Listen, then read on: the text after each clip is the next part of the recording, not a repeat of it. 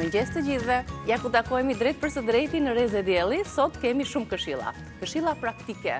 Për gjithë ju, zonja që na ndiqni, do t'ja dedikojmë komplet gjithë hapësirën juve që të mësojmë edhe të ndajmë së bashku eksperienca praktike në fushën e higjienës së tualetit, të këshillave që duhet të ndjekim kur lajm parketin, apo këshillave që duhet të respektohen teksa kujdesemi për bimët në shtëpi, për lulet, të cilat nuk janë vetëm dekoruese, por kanë dhe aspekte të tjera të mirëqenies edhe të shëndetit ton mendor, emocional, fizik gjithashtu. Gjithashtu do të tregojmë me Stelën disa maska për fytyrën, një sapun me vete për fëmijët në shkollë ose kur udhëtojmë, do ta ndërtojmë këtu. Është shumë e thjeshtë vetëm me 2 përbërës, një skrap për buzët për të dukur më të bukura, më mishtore dhe me ngjyrë të bukur që të qarkullojë më mirë gjaku dhe bëjmë të gjitha këto në kushtet e shtëpisë me produkte natyrale. Një pyetje tjetër që do të shtrojmë sot janë 3 personazhe që vinë të ftuar, do të ishte se çfarë duhet të zgjedhim ne kur shkojmë në një hotel, kur marrim pushimet ose kur shkojmë të zgjedhim të rrim në hotel në kushtet e higjienës, se çfarë duhet të kemi parasysh, cilat janë ato detajet që ne si klient duhet t'i kemi parasysh dhe në të kundërt të mos qëndrojmë më në ato dhomë hoteli. Këto kushtet dhe kriteret e pastërtisë. Kemi Jorgopullën përsëri sot për të folur për muajin prill. Do lëm një muaj të vështirë sipas tij, ngjarjet astrologjike më të rëndësishme të muajit prill dhe padyshim recetat e Albanës. Plot miq sot, kështu që ja vlen të na ndiqni.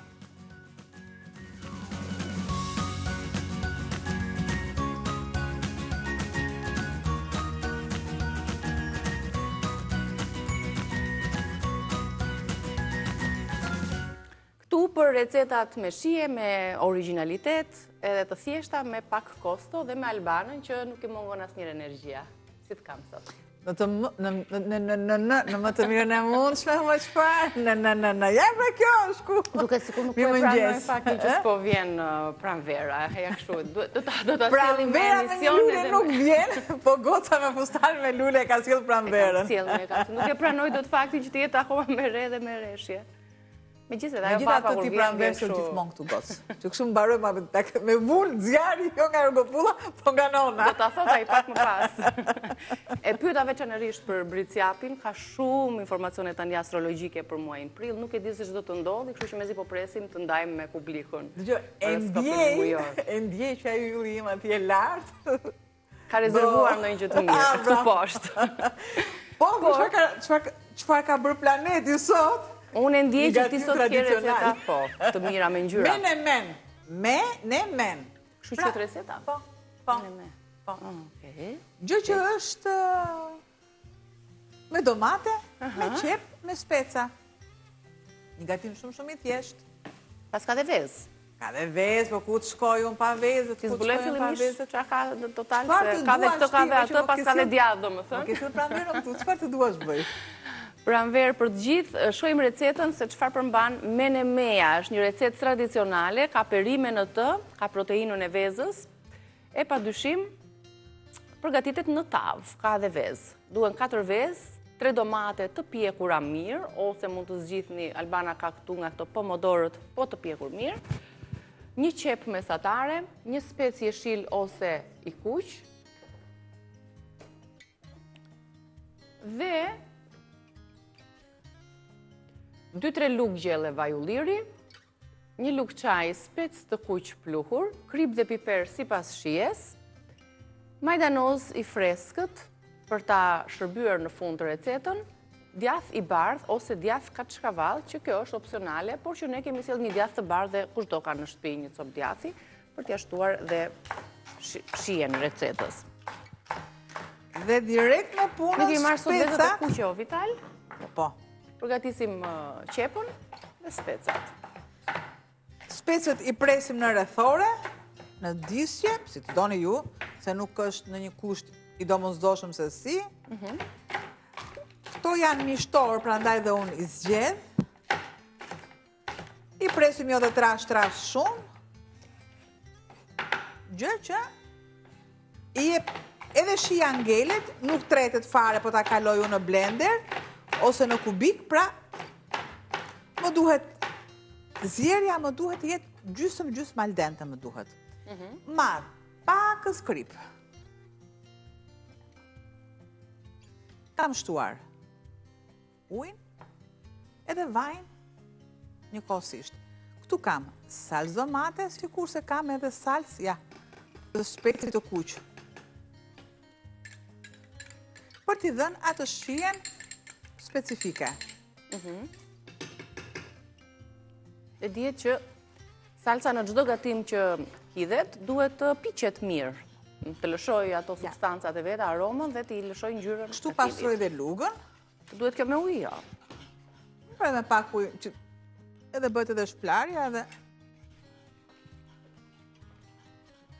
Rofsh, faleminderit. Si ka ngelur shpria jon rofsh.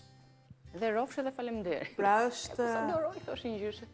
Më rofsh të malet, që do të e përdi. Më shumë se sa malet të mund të them do të gjë. Ja?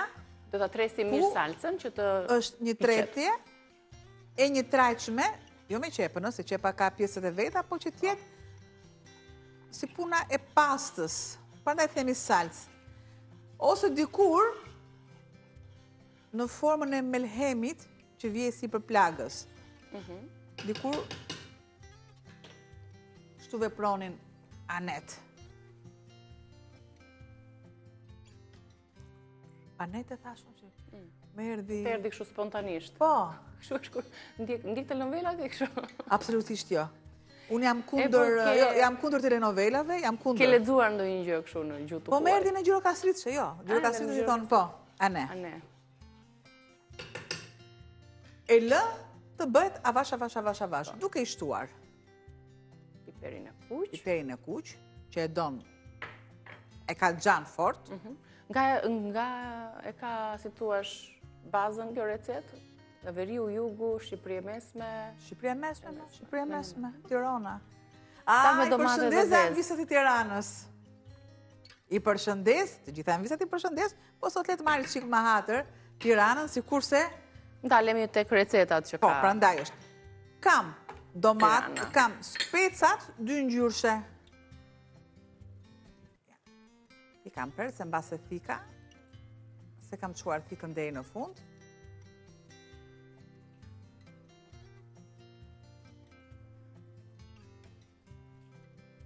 Dhe japin një shije të ëmbël këtij gatimi.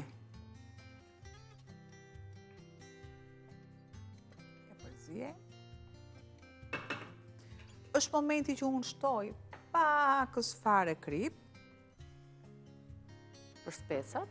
Juve domatet, nëse i keni të buta, shumë i kaloni në rende, i kaloni në blender ku të doni. Unë prandaj kam zgjedhur që një pjesë, pra kem si puna e gatimit të dieshëm, sepse japin akoma dhe më tepër shije, pra këtë i ndaj për gjys, jo në kubik. Duke i shoqëruar me salcën e specit, japim një ngjyrë dhe një shije pak më ndryshe se domatja, ka atë aciditetin e vetë që ne duhet i shtojmë pakës fare sheqer. Niki, të lutem, më merr dhe pak sheqer, të lutem? E mira vëzhgjë vetëm të domatja, po sa herë që ne ka urdisin qepën, i shtojmë pakës fare sheqer. Del ajo ngjyra kafe që karamelizohet. E shtojmë aty tek... Po, ja të sjellun t'i gani. Të lumë. Përa, thash të lumë. Faleminderit. Mund të shtojmë sheqer në një ëmbëlsues tjetër, çfarë të kemi, ose sheqer është për ta ëmbëlsuar dhe ekuilibruar, se ne dim që sheqeri ka 56 emra. Sa? 56. Që thuam? E rëthoni një nga këto pakta? tjetër. Ho, 56. Jo, 56, no, më thuaj 2-3 që ti mbaj pëndë dhe unë, se me 56. Shurupanje. Në nëzore në pension. Ka plot, por më të shumta këto janë 2-3 emra që është shurupi panjës, përdoret shumë edhe stevia për shembull për diabetikët. Pra me shurupin e panjës, se do t'i nxjerrim tash çka ka barku në bardaku. E kisha lexuar jashtë shurupi i panjës. Shurup panjë dhe thosha shurupi i panjës, panja është një dru i panjës, që është një ndër drurët më të mirë dhe ndër më të shtrenjtë, si themi te druri i arës. Dhe thosha me vete shurup panje. Edhe shkoj një herë në dyqan, por mirë, dakord, unë nuk s'kisha informacion, sepse nuk ekzistonin këto informacione dikur. Edhe kur pyes që më duhet bëj gurabi, i thashë më duhet shurup panje, sikurse dhe ujë trëndafilit, edhe më thotë, jo, thotë nuk ka shurup panje, tha, nuk ka. Është shumë i shtrenjtë ta shurupi i panjës, ne nuk e marrim. Prandaj tha shurup panje, sepse unë kam bërë këtë gaf, mendoja se shurupi i panjës është diçka nga druri. Nuk e more që nuk e more, nuk e gjete. Tani gjem kudo, ka problem. Flasim për shumë vite, plus tash mungonte dhe informacioni. Tashmë ti çfarë kërkon, ti e gjen. Është vërtet. Mjafton që ti të marrësh një burim, të marrësh një burim të duhur. Ktu kam që çfarë ngjyre e bukur. Mua nuk më duhen të fortë. Po edhe një salcë lidhur, gati ai kostur. Ja të shtoj dhe domatet e vogla që i japin shumë shije. Thjesht, edhe si më duhen thjesht sa të rrudhosen pak. Sa të rrudhosen pak. Ju kam thënë, besoj se ju kam thënë, që në moment që ne kemi në zgarë mishin ose peshkun, kur i largojmë dhe vendosim domaten, domatja merr shijen e atij produkti që ne kemi në tigan, pra o të mishit, o të peshkut. Dhe është një përbërës shumë i mirë për të shoqëruar në perimet e zgarës domatja. Shive fillon edhe merr kjo ngjyra e këndshme. Do të shtoj piperin, të gjithë masën e piperit, sepse e do dhe e ka të nevojshme. Kripën, pra siç është hera e tretë e kripës dhe e fundit që është, nuk do të shtoj më sepse do të shtoj djathin.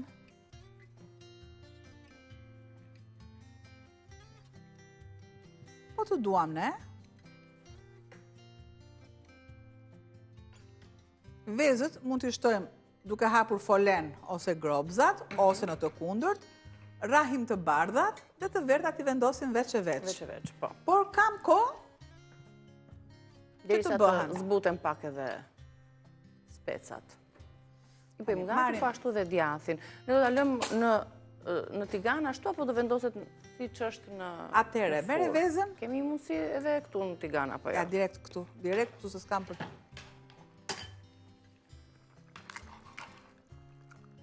Pa? Të katra do t'i shtojmë apo jo? Pa. Të lumt.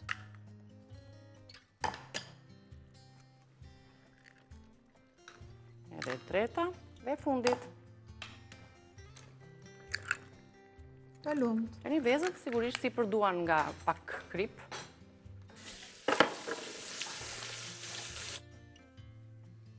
Pakës fare, pakës.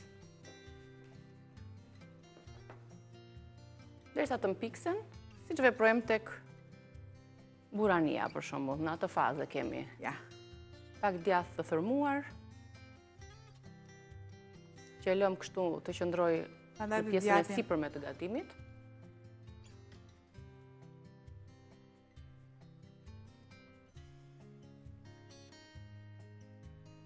Dhe lajri duart. Dhe ja të ke përfunduam me sollëm deri në fund të menement, shojmë dhe njerë së bashku për bërësit, çfarë ju duhet për ta përgatitur dhe ju në shtëpinë tuaj për të marrë këtë pamje tigani apo tepsia. Tavë me domate dhe vezë, quajtur ndryshe menemen, një recetë tradicionale e Shqipërisë së Mesme. 4 vezë, 3 domate të pjekura mirë, 1 qep mesatare, 1 spec jeshil ose i kuq, 2-3 luggjelle vaj ulliri, 1 lugë çaj spec të kuq pluhur, krip dhe piper i zi për të rregulluar shijen, majdanos i freskët në fund fare për ta shërbyer recetën, dhe djath i bardhë ose djath kaçkavall që është opsional, por që i shton goxha shijen dhe ekuilibron në fakt, sepse shijet janë shumë të forta, nga salcat, specat, djathi diku e zbut shijen, e ekuilibron atë çfarë do lloj djathi që ju të keni. Kjo është pamja përfundimtare, ta lëmë dhe pak sa të mpiksen vezët dhe do të rikthehemi pas momentit të caktuar promocional që lidhet me suplementin bimor Prostatol. Rikthehemi, vazhdojmë punën në kuzhinën tonë për të kaluar tani tek receta tjetër pasardhëse, të cilën pse jo mund t'ja u lexojmë fillimisht produktet se çfarë ju duhet dhe gatuajmë paralelisht. Kjo është një arritje që ndoshta në ditën e vazhdim do t'ja paraprim edhe anvisave që t'ja u tregojmë një recetat për shembull një ditë më përpara dhe të nesërmen të gatuajmë me to dhe do vi dhe dita që edhe pse jo edhe me video do shifemi, duke gatuar që andej dhe ne këtej, duke zgjedhur cilën anvis do dëshironte të ishte pjesë e këtij plani që ne kemi me Albanën, por sigurisht do t'ja lëm ditëve në vazhdim. Shohim pak recetën, çfarë recete është? Një supë me bollgur. Supën me bollgur do ta kemi tani në ekran. Është një nga gjithrat shumë të shëndetshme që kategorizohet te superfood. Kur themi superfood, i ka të gjitha elementet që i duhen trupit. Një filxhan çaji bollgur, një qep e vogël, një karot, 2 lugë gjelle vaj ulliri ose gjalp, një lugë gjelle salcë domatesh ose një domate pjekur mirë, një lugë çaji piper i kuq, 1 litër e 200 ml lëng mishi ose lëng perimesh, nuk janë fikse, gjithmonë këto receta vinë sipas tenxheres edhe numrit të antarëve që ju keni në familje, krip dhe piper sipas shijes, majdanos ose koper të freskët dhe lëngu i një limoni në fund fare për ta servirur supën dhe për t'i dhënë asaj shije. Dhe jo vetëm, por lëngu i limonit na ndihmon që të përfithi më së miri të gjitha vlerat nutritive që ka produkti paraardhës, pra ato që shtuan, bullguri, karota, çdo gjë që shtohet në tenxhere. Le ta nisim me e lëm qepën derisa të fitoj lëngu të jetë pak si gelatinoz. Në këtë fazë, shiko, si duket. Në këtë fazë mua më duhet lëngu i qepës që të them jam gati që të shtoj bullgurin. Ja vjen ta zmësojmë shpeshherë orizin me bullgur, me kuskus. Janë këto dritrat që as kosto nuk kanë, me thënë drejtën. Kuskus, bullgure, këto janë shumë të lira, janë shumë të lira. Edhe shumë me vlerë, siç themi ne për farat e ndryshme. Pra, e lëm derisa të filloj djersitja e tenxheres. Pra, nëse ne tek qepa e lam që të filloj të jetë në një shtresë gelatinoze, te bullguri më duhet të kem atë djersitjen e tenxheres, do të thotë që unë nuk duhet ta lëm më tepër se kaq, sepse unë nuk po bëj pilaf të skuqur. Marr dhe shtoj masën e karotës. Dhe karota mua nuk më duhet shumë zjerje, sepse kam kaluar në blender, ose në rende, unë e kam në blender. Sërisht, i jap një përzjerje derisa lëngjet të përthithen, sepse karota që unë kam kaluar në blender ka harxuar të gjitha lëngjet dhe është e hetur për të përthithur. Ja, për një herë, do të shtoj masën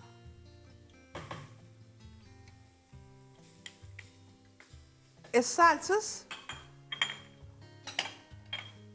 të koncentruar.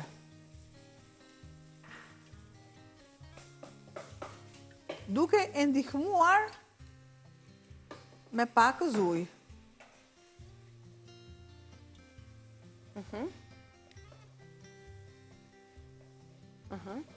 Derisa kjo masë e salcës të përhapet në të gjithë masën e gatimit.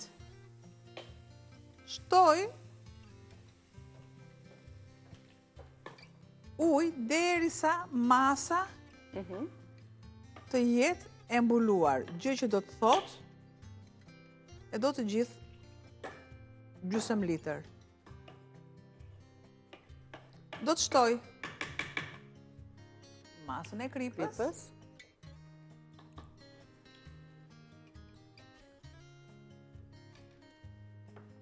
Sikurse dhe gjysmën e piperit. Sepse në fund fare, unë rregulloj shijen me të 3 erzat. Në fund fare, unë duhet të shtoj limonin dhe kjo është një supë e iftarit. Pra të gjitha që unë i kam përmendur janë ditët e fundit që kam vendosur iftarit, janë gatime për iftar. E lë të bëhet duke i vendosur kapakun dhe duke kaluar në gatimin. Është nxehtë, që e menes, duke e plotësuar në fund fare me majdanoz.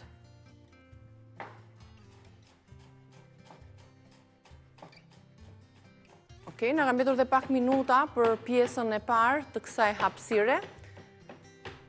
Le t'i kërkojmë anvisave të ndërhyjnë nëse janë duke na ndjekur. Pse jo për t'i pyetur pak për agjërimin, nuk e kemi pyetur ndonjëherë në komunikimet tona me telefon anvisat për sa i takon agjërimit, sa kanë mundur ato, sa agjërojnë në familjen e tyre, për përfitimet, po edhe pse jo këto gatimet brenda tryezës agjëruese, janë të bukura momentet e çeljes së iftarit, të syfyrit gjithashtu, për ta parë këtë muaj në shërbim të vetes, për të rikthyer te vetja, të dashurisë për Zotin edhe padyshim për të qenë njerëz më të mirë, për të pastruar shpirtin, trupin në emër të diçkaje shumë të madhe dhe të rëndësishme. E pak majdanos, besoj se është gati për ta serviruar. Marrim një pjatë që ta servirim. Njerëzit duhet të jepnin një 20% të vlerës, ose të pagës, ose të ushqimit që është sadakaja. Po. Që si pas besimit musliman? Pa tjetër, më begati u vjen. Unë për vete jam me besimit ortodoks, faktikisht. Por nuk e lë kur më njanë, sepse kjo është me mira e jona. Bashkëtesa më e mirë. Bashkëtesa fetare. Po e vërtet. Jepni, se sa më shumë të jepni, aq më shumë do t'ju kthehet. Të mira dhe të ardhura do ju vinë. Po, të dhënit, jo vetëm nga ana materiale, monetare, por dhe nga ana shpirtërore. Patjetër. Është shumë më me vlerë. Sepse në fundit është ajo shpreha që njeriu mban mend për mënyrën se si e kemi bërë të ndihet. Jo se çfarë kemi dhënë. Supa, edhe pak, dhe do të zjej bullguri, do të zbutet.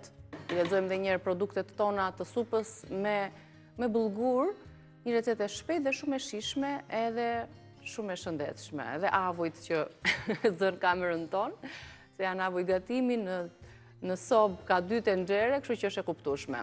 Pra, supë me bullgur, shohim së bashku produktet e saj. Shumë pak ju duhet 1 filxhan çaji me bullgur, 1 qep e vogël, 1 karot, vaj ulliri patjetër ose gjajp, 1 lugë gjelle salcë domatesh ose 1 domate të pjekur mirë, 1 lugë çaj piper të kuq, lëng perimesh ose lëng mishi, krip dhe piper sipas shijes, majdanos ose koper i freskët, lënguj një limoni për ta servirur recetën në fund fare që do t'ja shtoj Albana në këto çaste pasi të kemi servirur edhe menemen.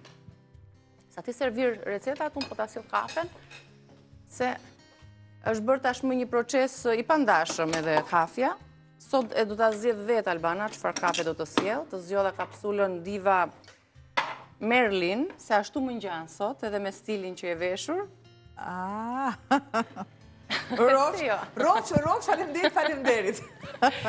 Sot do bëj shumë kafe, se kam shumë të ftuar dhe mezi pres që t'ja u servir miqve tan, kafen ton Mocador me një shije fantastike, me aromë nga më të mirat, të duket sikur je në një kafene italiane, me një kremozitet të paçmuar dhe padyshim, ja, si e ndjejmë dhe si e shijojmë neve kafen këtu në studion tonë. Po ju asjellim deri tek buza juaj.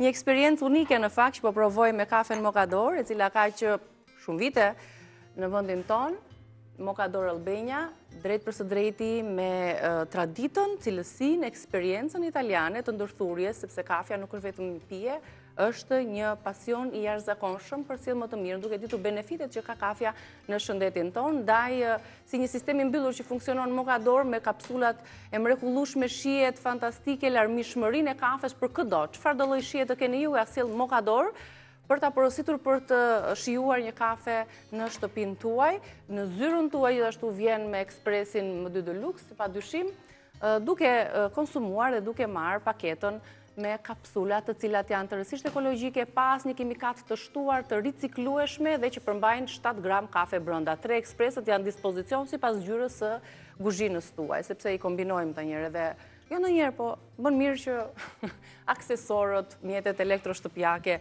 kombinohen me ngjyrat e kuzhinës.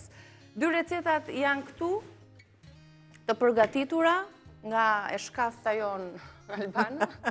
Arova të marrë sheqerin tënd edhe lugën. Aman me flutra ime mos u lot shumë. Erdha, vrap e vrap. Të sjell, ka ardhur dhe Jorgo Pulla. Kafe, Jorgo?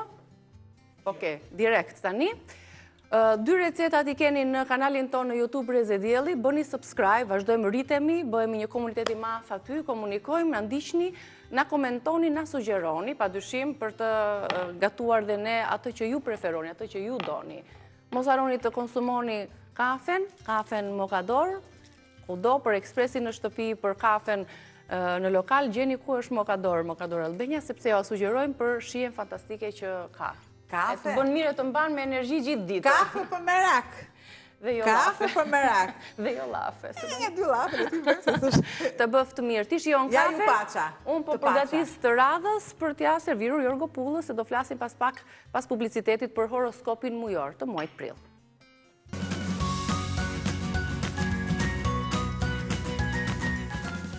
Parashikimi yjeve këtë herë për muajin prill me Jorgo Pullë. Mirë se erdhe, Jorgo. Mirë ta kam për kafen. Shumë e mirë, Bilis. Gati me energji. Po. Si është muaj prill? Çfarë ngjarje astrologjike të rëndësishme përmban ky muaj? Nëse ka ndonjë ndryshim planetesh, ndonjë planet në retrograd, si do ndikojë tek secila shenjë? Ka shumë për të thënë dhe shumë për të dhënë, në fakt, sepse muaji prill është një muaj vendimtar. Muaji prill është puna e votimeve, që janë puna e, për shembull, përgatiten 3 muaj, për të aty kur të vinë data, ora, sekondet, ta dinë se çfarë do bëjnë.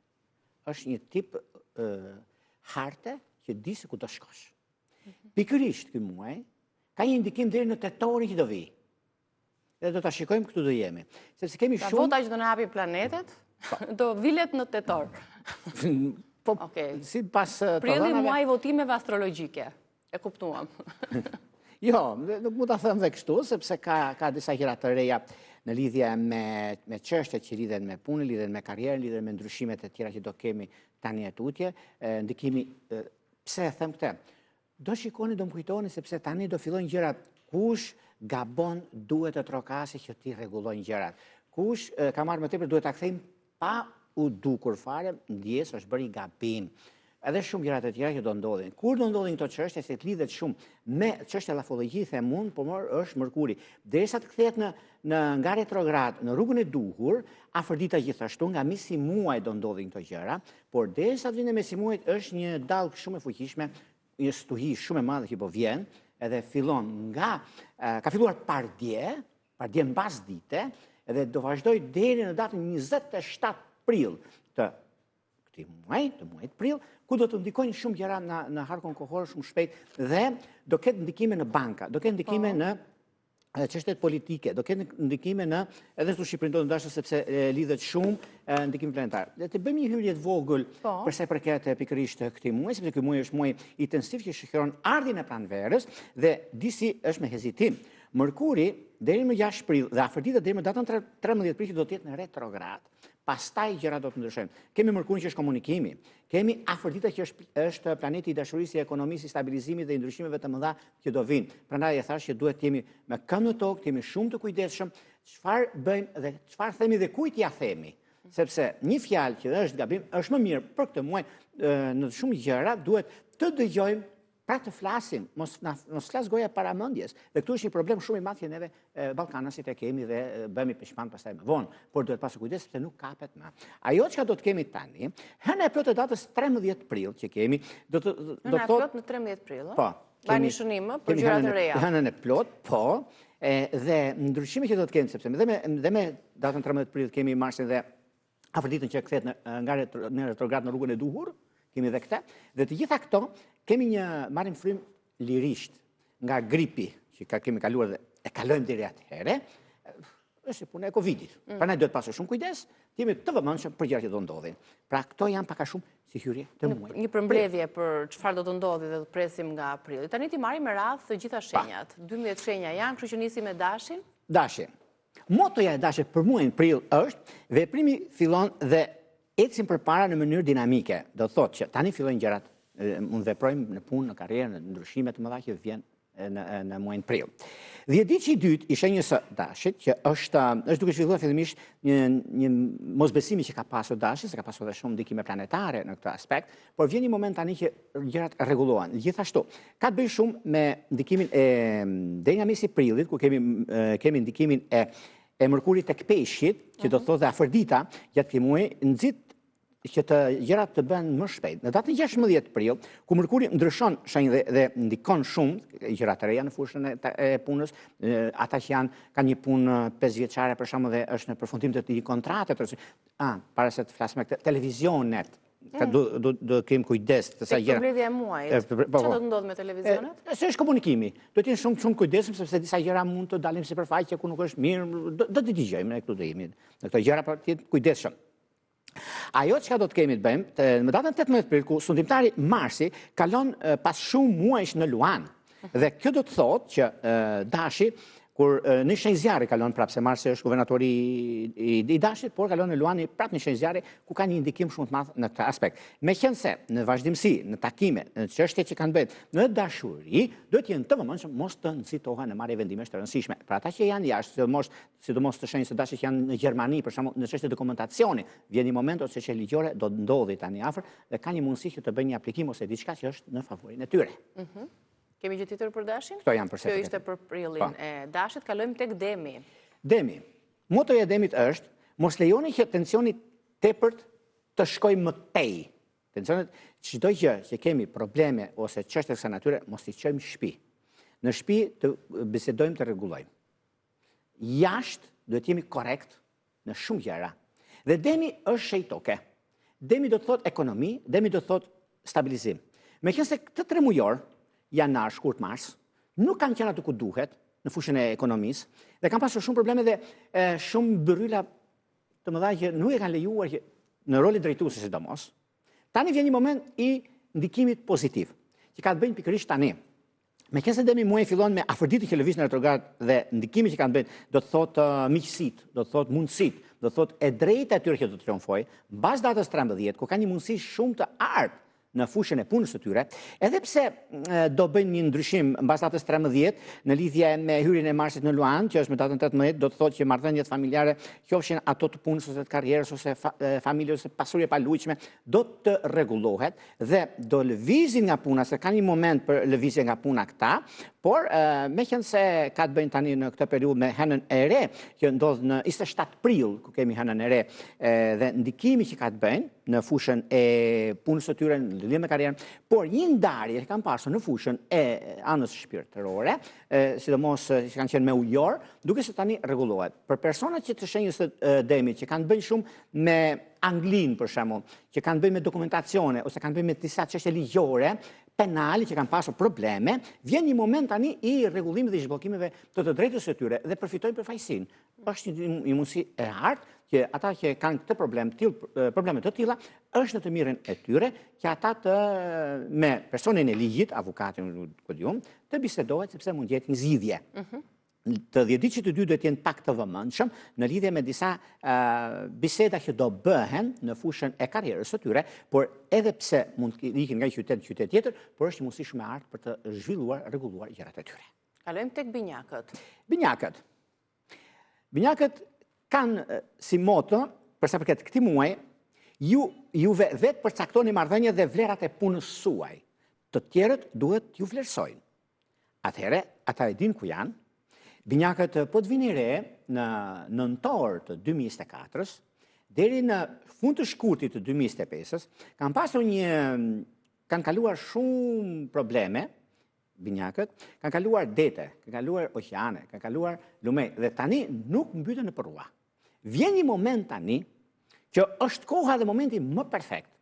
10 ditë që parë, 10 ditë që tretë, që kanë bëjnë shumë lidhje me punën aktuale, edhe pse do bëjnë disa shitje ose janë bërë disa shitje të gabuara, dhe vjen një moment i rregullimit, sepse e kanë rënë dakord për të shitur një objekt, e marrim për shembull, që bën 5 lekë, dhe në realitet e din edhe pala tjetër që ka bler 5 lekë, por te kanë dhënë 3 lekë dhe 2 lekë nuk e kanë dhënë, se ja kanë modifikuar disi për duhet kjo, duhet ajo. Tani e marrin dhe me përqindje akoma. Binjakët gjithashtu që kanë role drejtuese, ka një moment të artë që mund të shfrytëzojnë për të mirën e tyre. Dhe duke pasur parasysh nga pas nesër nga data 2, 3, 4 e tutje, që i bit muajt prill, ka një mundësi shumë të mirë, sepse fuqizimi, mundësit, sepse duke pasur parasysh ndikime që kanë bënë pas datës 16, ku mund të komunikojnë në lidhje me çështje dinamike e madhe të punës dhe karrierës. Grupet dhe punës së tyre dhe 10 ditë që fundit i muajit që ka të bëjnë shumë me përcaktimin dhe ndryshimin e madh të energjisë së tyre, ku është një moment shumë i mirë e tepër pozitiv. Dhe ato që kanë të bëjnë mbas datës 27 e tutje ku gjërat do jenë krejt ndryshe, futen në situatë pozitive pastaj dhe mundësi të reja që ata kanë, shenjë të binjakëve, por dhe duke pasur parasysh në dashuri do të kenë shumë kujdes, mos të nxitohen, motoja ecja vash sepse nxitoj është për sa përket dashurisë, sidomos lidhjet me britqap dhe me virgjëresht të dhjetëçit të dytë do të jenë të kujdesshëm, mos të nxitohen. Kalojmë tek shenja pasardhëse Gaforja. Gaforja thot, motoja, bëni udhëtimet që kishit planifikuar, për sa përket këtij muaji. Gafore do shikoni dhe vetë, sepse muaj fillon të sjell lajme të mira, sidomos për sa përket nismës së pranverës dhe afërdita që është tek peshqit, u jep mundësi, u jep rëndësi për gjëra që do të bëjmë. Udhëtimet që do të bëjmë, planifikimi që ata kanë, është për çështje pune. Ata që janë në Zvicër, të shenjës së Gafores, se Gaforia ecë më shumë tek çka të bëjë me Zvicrën, për punën, për karrierën, për dokumentacione, për lidhje ata që janë të palidhur ose janë në kërkim të një njohje mund ta kthejnë në lidhje serioze, sepse është periudha shumë e mirë e këtij muaji, edhe pse nuk ka ditë, ne nuk mund të themi që janë gjitha vaj. Edhe në një ditë sjell probleme. Po çfarë duhet bëjmë ne? Duhet të përgatitemi për gjëra që vijnë të papritura. Në këtë muaj, edhe pse na jepet mundësia, kur na jepet mundësia pse mos ta shfrytëzojmë për të mirë ama. Sepse shumë gjëra mund na vinë edhe disa para, dikush i ka humbur. Për shembull, ne e dimë se kush i ka, po i marrim. Nuk duhet. Duhet që t'i them personit urdhës janë tullat. Bëj çfarë? Bëjnë ai. E kështu me radhë gjërat janë, domethënë në këtë ndikim ka të bëjnë shumë, sepse disa konflikte që kanë pasur gaforet në lidhje me persona të tretë, në role drejtuese në punë, në bashkëpunim, vjen momenti që ata e zgjidhin pikërisht tani. Në fushën e dashurisë, mbas datës 13 deri në datën 22, ku është një periudhë e artë, deri datën 19, që ka një ndikim shumë të mirë për sa përket çështjeve dhe gjërave të mëdha, sepse kemi të bëjmë me Marsin, që largohet nga kjo shenjë dhe ndikimi që kanë të bëjnë mundësitë që jepen në fushën e karrierës, fushën e punës, fushën e biznesit dhe shumë gjëra të tjera, do jetë i diçka shumë pozitive. Në fushën e dashurisë, edhe pse gaforet kanë pasur ndikime shumë me britqapin, kanë pasur me peshore të dhjetëçit të dytë, kur vjen një moment tani që këta do ta zgjidhin këtë problem. Dhjetëçit të dytë me peshoren kanë pasur probleme sepse nuk më pëlqen, pse si pëlqen, për çfarë njerëzit e tretë që ndërhyjnë. Prandaj duhet pasur shumë kujdes në këtë drejtim dhe në këtë aspekt. Prandaj duhet pasur kujdes në këto gjëra. Po, kalojmë tek Luanët. Luanët thotë që dinamika, mundësia, blerje të rëndësishme sot për sot janë prezente. Sot për Luanët. Çfarë ndodhi me Luanët? Luanët kanë mundësinë dhe disa çështje financiare që kanë sjellë disa pengesa tek Luanët. Vjen një moment tani, apo çështje trashëgimisë pronës kanë pasur Luanët. Kjo çështje duket se e zgjidhin pikërisht tani. Duke pasur parasysh një pozicion të ri që Mërkuri tek dashi çliron do thot komunikimi dhe do thot gjëra që do të ndikojnë në bisedimet dhe ndryshimet që ata kanë, është një moment shumë i mirë, por ajo që do thot do kenë disa ndikime shumë të mira në bashkëpunime, në lidhje me punën e tyre, në lidhje me të huajt jashtë vendit ku do mund të marrin një përsipërmarrës biznesi, sepse kjo do thot lëvizja e Marsit në shenjën e Luanit u jep një mundësi plus që ata e kanë mundësinë dhe është koha më e mirë e mundshme për të rregulluar e realizuar të gjëra, por ajo që do kenë ata tani, mbas datës 18 ku gjërat dhe ndikimet pozicionimi planetar është i dyfish në fushën e punës së tyre. Edhe pse Luanët që kanë bënë në vendet europiane ose kanë pasur disa probleme ligjore, është mirë tani që të trokasin dhe të gjejnë zgjidhje, sepse është një mundësi shumë e mirë tani, është një moment mjaft pozitiv, duke pasur parasysh edhe vazhdimsinë. Kjo do të qëndrojë në ndikimin më të mirë, sepse lëvizja e Marsit në shenjën e Luanit që do rrit gati 2 muaj, do të thotë që mundësitë janë të mëdha për të përfituar dhe për të ndryshuar anën ekonomike, stabilizimin dhe mundësitë të reja që do të kenë ata tani etutja. Në fushën e dashurisë janë pak fajtor. Do të kenë kujdes të dhjetëçit të dytë, se kanë pasur një lidhje me me peshk të dhjetëdiqit të parë dhe me ujor të dhjetëdiqit të tretë, duket se tani duhet ta zgjidhin sepse stabilizimi dhe mundësitë që ata kanë është momenti i tyre për të arritur qëllimit. Kalojmë tek Virgjëresha. Virgjëreshat, përpjekjet tuaja do të japin fryte shumë të rëndësishme nga tani e tutje. Pra, Virgjëreshat kanë pasur shumë debate, edhe pak nevrikse. Virgjëreshat nga vetë struktura e tyre janë, duken kështu të qeta, por kanë ndikime shumë të mëdha në vazhdimsi. Aty ku janë mirë bukur trafi mes pazarit. Kjo është ajo që ndikohet, domethënë tek Virgjëreshat. Për sa i përket çështjeve, sepse rrugtimi i Mërkurit dhe i Afroditës drejt jushtë në retrograd vazhdon afërsisht deri nga mesi i prillit.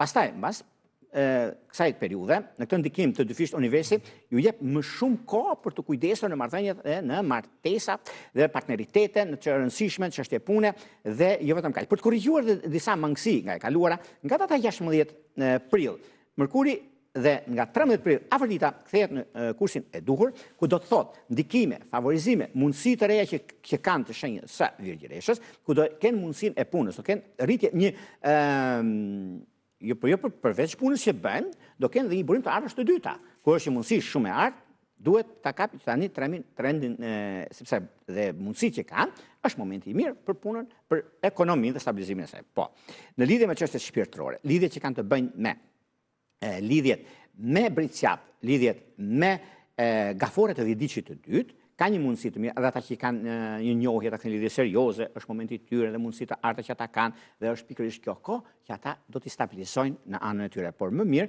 e kanë në bazë datës 13 deri në datën 22, ku është një kohë shumë e përshtatshme, edhe pse ata ndihmojnë të tjerët dhe çdo gjë nganjëherë mërziten për një arsye, sepse nuk bëhet mirë vlerësimi i tyre, por nga tani e tutje jo vetëm do vlerësohet koha dhe puna e tyre, derisa tyre që ata kanë derdhur për punën e tjetrit. Qartë. Le të kalojmë tek shenja tjetër, peshorja. Peshorja. Moto e peshorës është detyrimet po ikin një herë mirë nga juve. Kini kujdes. Pse? Sepse ajo që ka të bënë në rutinën e përditshme të punës ka qenë prioritet që nga muaji i kaluar dhe muaji prill vjen të përcaktoj mundësitë dhe rëndësitë që vijnë tani e tutje. Është një kohë shumë e përshtatshme, sepse në lidhje me detyrimet që kanë pasur, në lidhje me problemet ligjore që ata kanë pasur dhe mundësitë që janë tani. Peshoret që kanë të bëjnë me Italinë, ose do të bëjnë një lëvizje nga Italia në Angli, nga Italia në Gjermani, lëvizje të ndikimet planetar, tani ata favorizohen jashtë mase, sepse duke pasur parasysh hëna e plot në shenjën e tyre, në shenjën e peshores, do të thotë që ka një ndikim shumë të mirë në datën 13, ka një ndikim mjaft të mirë sepse Marsi largohet përfundimisht nga Kafore dhe shkon tek këto anë dhe u jep mundësi, u jep rëndësi, ka të bëjë edhe gjëra të tjera në ndikime shumë të mëdha që do të thotë çështjet ekonomike financiare, por në dashuri duhet të kenë pak kujdes të shenjës së peshorës, sepse një lidhje që kanë bëjnë me dëm të dhjetëdiqit të dytë dhe me shigjetar të dhjetëdiqit të parë është një kohë shumë e mirë për të bërë lëvizjen e dur ose nga një njohje të kthehen lidhje serioze, sepse është momenti i tyre për ta rregulluar. Le të kalojmë tek akrepi. Akrepët. Motoja është favorizimet dhe ndikimet të mëdha profesionale. Universi po ju shkel syrin tani në këtë muaj me Marsin dhe Afroditën që vazhdojnë rrugtimin e tyre tek peshqit në shenjë miqësore, e cila edhe pse në retrograd ka mundësi për ata që do të ndikojnë dhe është mundësia më e mirë mundësve. Që nga data 7 prill, fillimisht dhe nga data 13 prill e në vazhdim, ku të dyja kthehen në normalitet, nga retrograda në rrugën e duhur, ka një mundësi të ardhë akrepët po ta dinin dhe kush na dëgjojnë, lum ata që kanë në bizneset e tyre akrep, dhe mirë ata që nuk ja dinë vlerën. Çështjet që kanë bërë në blerje, akrep të dashur ju them dhe them të madhe që tani kanë kohën e tyre, është bërë një vjedhje, më thonjë za, të pasurisë paluajtshme të tyre, po vjen një moment tani që do ta zgjidhin këtë vjedhje, do ta shikojnë, dhe do ta trokasin vetë ata që kanë bërë këtë firmosje. E thotë, urdhëse ky është bërë gabim. Kur tjetri thotë është gabim, okay, e fal domethënë. Por vjen një moment tani, është momenti më i ardhë dhe më i mirë se në 3 muajt e ardhshëm që do të ndikojnë favorizimet dhe ndryshimet e tyre. Dhe akrepët të dhjetëdiqit të parë dhe të tretë kanë mundësi në fushën e punës dhe të karrierës dhe ndryshime shumë të mëdha që do të kenë tani e tutje. Për sa i përket disa çështjeve madhore që ju keni, sepse edhe momentet që ju keni është mundësi shumë e ardhë për sa i përket çështjeve pasurisë paluajtshme dhe punës suaj, por në fushën e dashurisë keni pa kujdes lidhjet afatgjatë që kanë bënë me shenjën e dashit të dhjetëdiqit të parë, me një shenjë në shenjën e ujorit, që është shenjë ajri, mundoheni që ti rregulloni gjëra, sepse është një moment mjaft i mirë dhe tepër pozitiv për zgjidhje të konflikteve dhe problematikave që juve keni. Në çështjet që lidhen me vazhdimsinë, është korrektësia që ju përket dhe mundësitë reja që ata do kenë. Faleminderit shigjetarët, se edhe minutat vrapojnë. Shigjetarët, koha për të aktivizuar dhe mundësitë reja që do të kenë në fushën ekonomike. Në çështjet ekonomisë dhe të vazhdimësisë, duket se do të lidhet shumë me familjen dhe çështjet të mëdha ekonomike financiare që do të ndikojnë, do të ndryshojnë tani aty, që është një mundësi shumë e artë për sa përket punës dhe karrierës, sepse nga data 7 deri më datën 13 kanë bënë shumë me komunikimin dhe mundësitë reja të stabilizimit dhe vazhdimësisë. Në çështjet shpirtërore, pak vëmendje do të kenë mbas datës 20, sepse është një kohë shumë e mirë e tepër pozitive, sepse marsi ka të bëjnë me ndikimin e lidhjeve të shpejta dhe mundësitë për të arritur njohjet ose të kthejnë lidhje serioze ose një pasardhës si vjen në familje, është një moment shumë i artë për ta. Bricapët thonë, motoja është, planifikoni një udhtim të shkurtër, me sa duket do të surprizoheni, që do të thotë ekonomi, do të thotë dashuri, stabilizim. E fillojnë muajin me perspektiva të mira dhe ndikime planetare që jep mundësinë shenjës së Bricapët kanë pasur një tramujor të vështirë në thonjë sepse edhe një mërzitje, por vjen një moment tani mbi zgjidhjen dhe konfliktin që kanë pasur. Vjen momenti i duhur sepse afërdita tek peshqit kontribon pozitivisht në krijimin e kontakteve të reja, sepse jo vetëm kaq por për të çuar përpara gjërat, mund të lëvizin nga një vend pune Bricapët, kanë diçka tjetër në mendjen e tyre dhe është e realizueshme. Dhe jo vetëm kaq, por dhe një mundësi të ardhur që kanë ndërmend tani të bëjnë, sepse financat ose huat, pronat dhe shumë gjëra të tjera do shikojnë që gjërat do të rregullohen, por deri nga data 18 prill dhe 2 muajt e ardhshëm janë shumë pozitiv dhe madje kanë mundësinë e artë. Lidhjet që kanë bënë me anën shpirtërore në të 15 të parë, që kanë bënë shumë lidhjet afatgjat, ka të bëjnë Bricap Dem, Bricap shigjetar, Bricap ujor të 10 të tretë, ku është mundësi shumë e mirë për stabilizimin dhe ndryshimet të mëdha që ata do kenë pikërisht të muaj. Ujori? Për sa përket ujorëve, çështjet emocionale krehen në anën më të mirë të mundshme. Sepse kanë pasur probleme në lidhjet e tyre, kanë pasur probleme në njohjet apo këtë lidhje serioze, por vjen një moment për sa përket tani ujorët duket se kanë shumë mundësi për të zgjidhur problemet e tyre. Edhe sepse financat vazhdojnë të jenë prioritet ndër çështjet që ata i shqetësojnë, por fillimisht mbas datës 7 deri nga data 13 situata fillon të përmirësohet. Pra nuk ka një problem për të shqetësuar, sepse i menaxhojnë gjërat më mirë, janë më të qartë, më të saktë. Veçanërisht janë shumë e rëndësishme lëvizja e Marsit në Luan në datën 18, ku pas disa muajsh ku planeti dinamik kthehet në shenjën e kundërt të tyre, po u jep një ndihmës shumë të mirë në vazhdimsi. Në çështje shpirtërore, lidhjet që kanë të bëjnë me dash të 10 parë dhe me peshorët të 10 është perfektja, edhe pse ka një udhëtim në vendet nordike, do thonin për ujor, sepse kanë një ndikim shumë të mirë në lidhje me çështje të tilla dhe vazhdimsi. Shenja e fundit peshqit. Peshqit. Kujdes në veprimet dhe vendimet që do të merrni tani tutje, sepse me afërditën në shenjën e peshqive, gjatë gjithë muajt, ky muaj mund të ketë mundësi të reja në lidhje me realitetin në çështjet e punës së tyre, lidhje me takimet, lidhje me vendimet që do të marrin, dhe muaji i prill përcjell mesazhin për të qenë të hapur ndaj zhvillimeve duke dëgjuar dhe intuitën e tyre, sepse janë intuitiv shenjës së peshqeve dhe kanë një mundësi të artë në këtë aspekt. Dhe koha ka treguar që janë me fat, kanë mundësinë e artë për të vazhduar dhe për të rregulluar në gjërat e tyre dhe pse jo, mund të kenë edhe disa çështje të rëndësishme vazhdimësie në çështje shpirtërore, pak vëmendje me lidhjet e reja.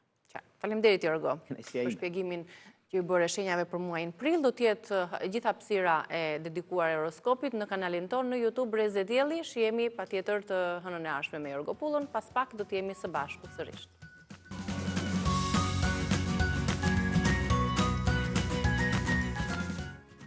Mirë se erdhët në Rezen tonë.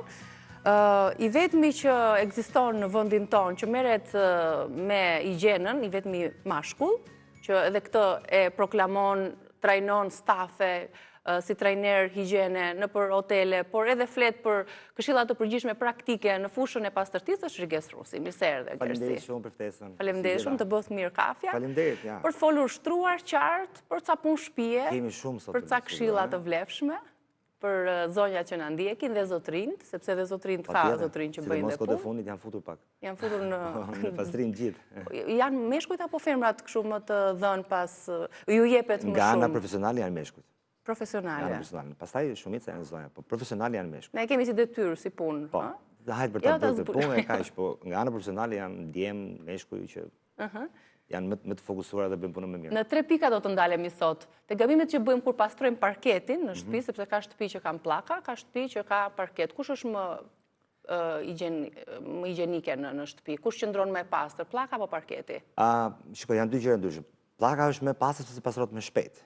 Po. Por nga ana estetike, parketi nga ana dekorive është më bukur që duket, po nuk man shumë pa pastërti sepse kanë fuga. Këto fugat që janë të parketit që kemi marrë një mostë tani. Po që ka shumë kanale, edhe më shumë pa pastërti, në rast se nuk e pastron mirë.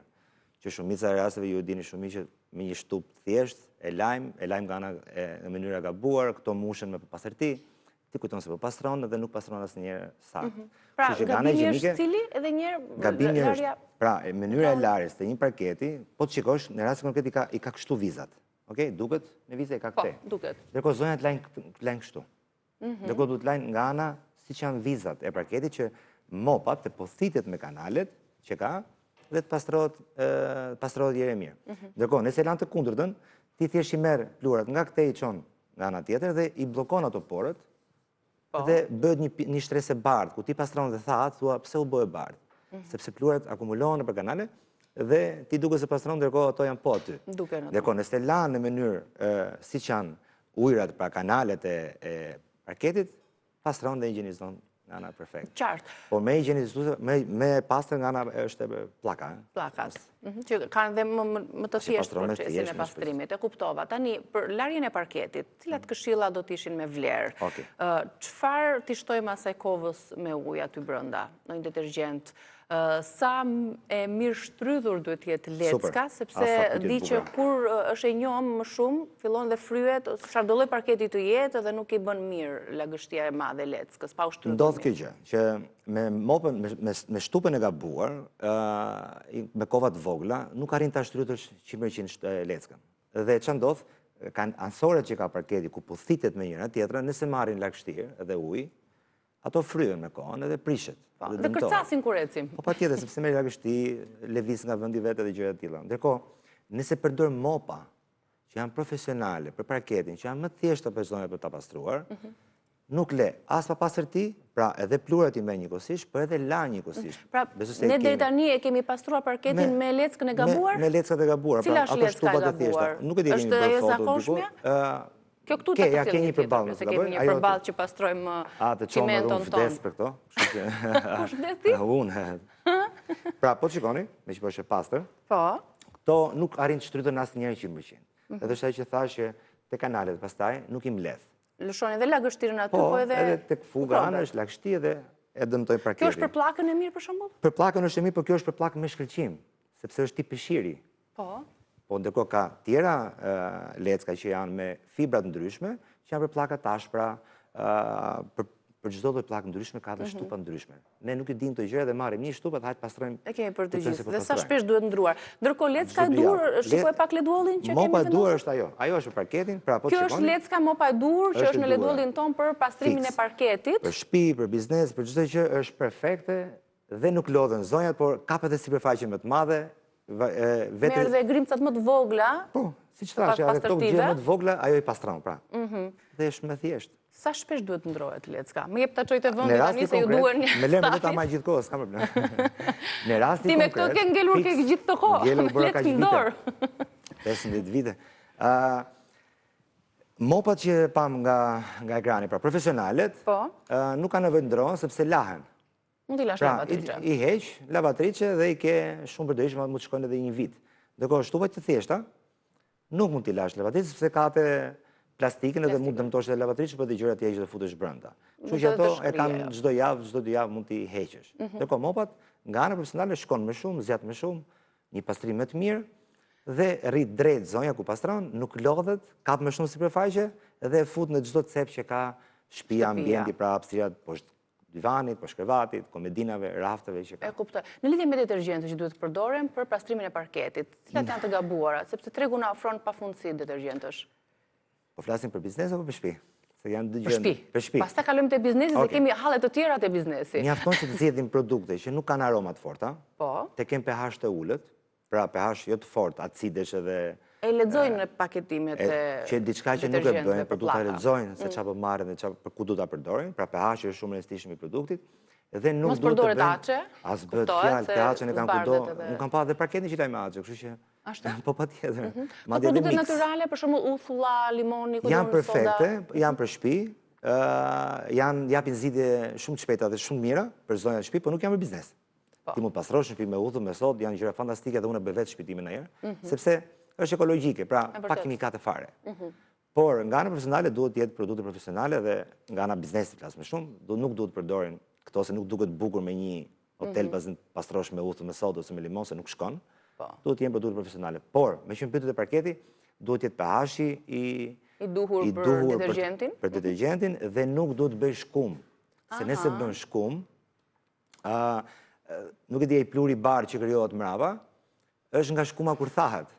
E kuptova. Dhe bën edhe gabim tjetër. Produkte profesionale duhet futur detergjenti para në kovë, me pastë mushet me ujë, por jo të mushet me ujë me presion.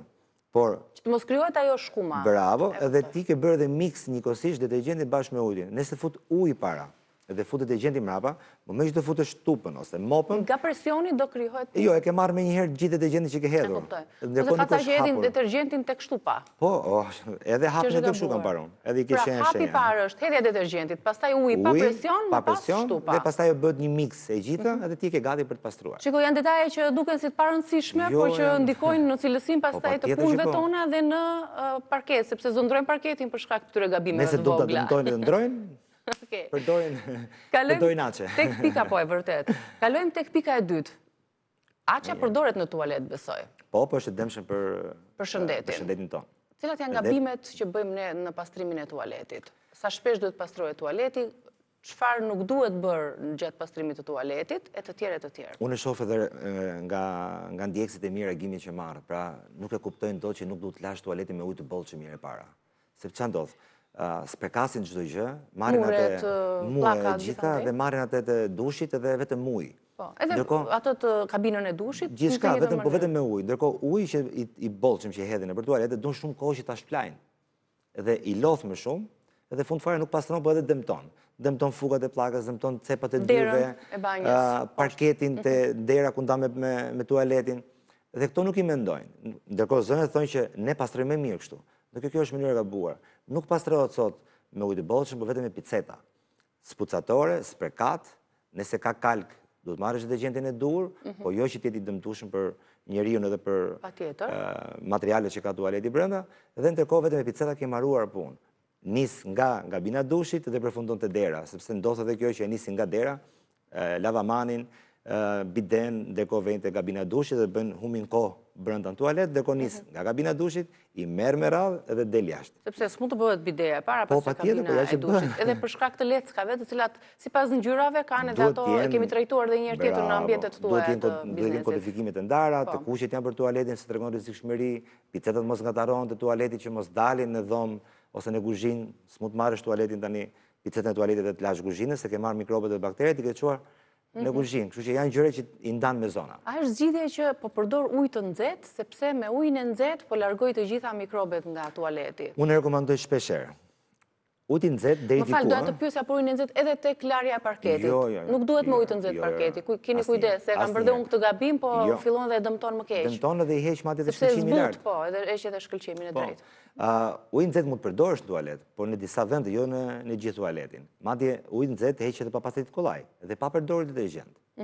Se shpesh herë pastaj në shtëpi edhe në biznes i kanë gjitha ujin e nxehtë që mund ta përdorin dhe ul koston e fërkimit që do bëjnë zonjat, pra nuk lodhen, por ul koston edhe detergjentëve që ti përdor, pra te produkteve që përdor. E kuptova. Pra është zgjidhje. Po jo shumë që të përdorësh çdo gjë në tualet, se ka një gjë që mund ta shkatrosh. Duhet shumë detergjent në tualet apo një? Vetëm një. Rekomandoj. Vetëm një. Vetëm një ke mbaruar. Me një detergjent ke mbaruar mbaruar punë me gjithë. Me një detergjent ke mbaruar punë. Edhe pllakat, edhe çdo gjë. Mjafton të jetë produkti që është vetëm për tualetin, vetëm me një, të jetë universal, të ketë pH acidi deri diku, po jo i dëmshëm për inokset, dhe ke mbaruar çdo gjë që ka tualeti vetëm me një detergjent.